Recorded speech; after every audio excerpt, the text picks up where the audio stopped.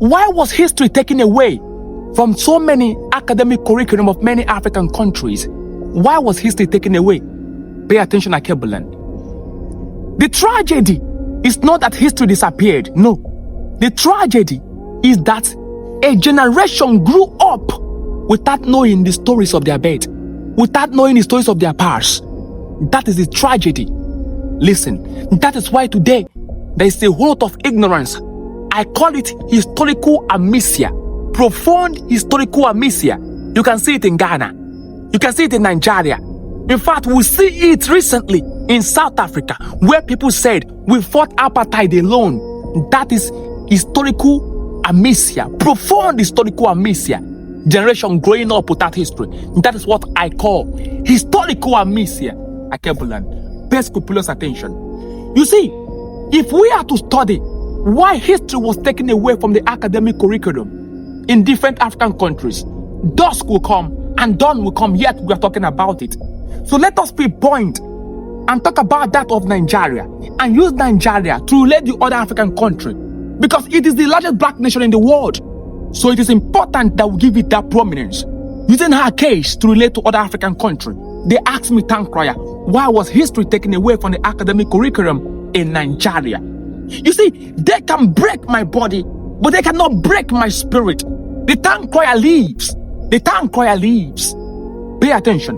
When you ask those in the academic environment in Nigeria, why was history taken away? They will tell you, be careful. History was not taken away from an academic environment. History was only taken as a standalone subject. That's a good way to tell a lie. I know why they say that. Let me teach you. You see, officially, when they want to tell you why history was taken away from the Nigerian academic curriculum, they will tell you that they made 3 decisions. 1, they call it administrative decision. 2, curriculum reform. 3, they call it educational priorities. Let me break it into studies so you can understand. When you talk about curriculum reform, it comes like this. You see, pay attention. Let me take you from history so you can understand. When Nigeria gained independence in 1960, regained independence in 1960, 1st of October, history was a must, compulsory. You must study it in the educational system. Why? You see, they wanted the people to know the struggle of their founding fathers that founded their independence. And they wanted their people to know the crime that the colonizers committed in the Nigerian environment. You know, when you are studying the history that has to do with the crime of another man, it is very fun. But immediately Nigerians began committing crimes against themselves, the civil war and the rest of it.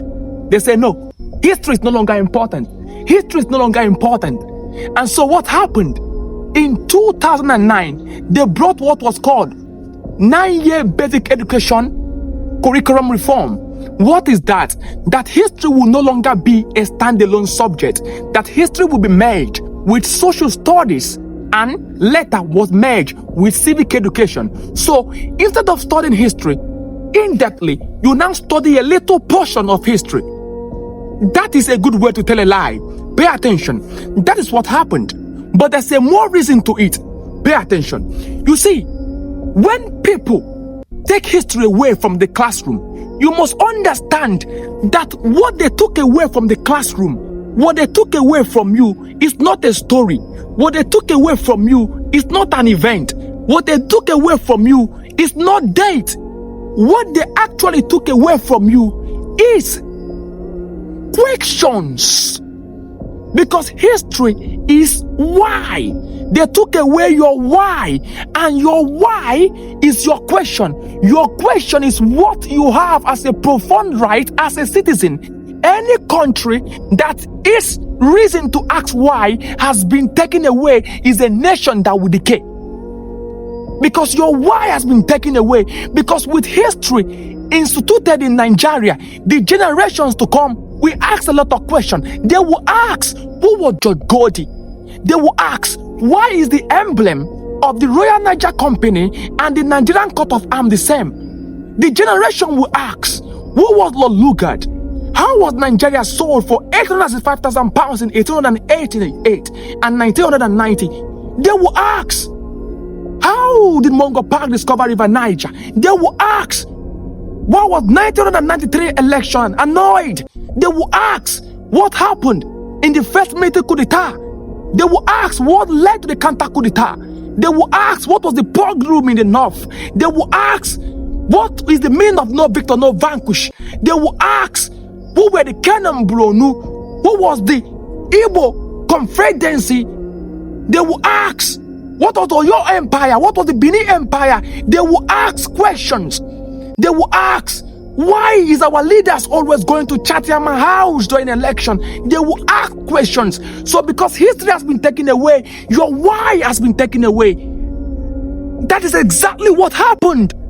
Because you must understand that because history has been taken away, you are now having a society suffering from profound historical amnesia. And what does it mean to have strong historical amnesia? You must understand that when history is being taken away, historical perspective has been taken away from you. And when historical perspective has been taken away, you yourself can no longer act why, and you become the easiest to manipulate. And when you become the easiest to manipulate, you can be deceived because you don't know the questions of yesterday. Because with history, you will ask, how were the Hausas defeated? How were they conquered? Those are the questions that should be hidden. Those are the attempts that they try to remove. Because that is the tragedy, that you grew up without knowing your past. And they want you to believe that history was taken away because of curriculum overload.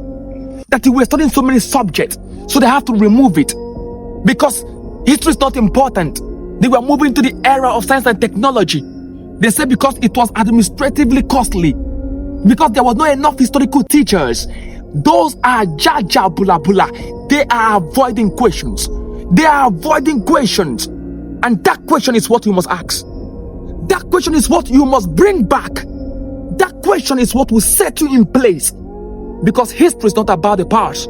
History is about the present. You must understand that the greatest casualty of the historical amnesia is not the past. It is the future. It is the future. Because when you lack the perspective of the past, you cannot live in the future, because it is the past we use to inform the future. A river that forgets its source will dry up. Akebulan, the Tankra has spoken.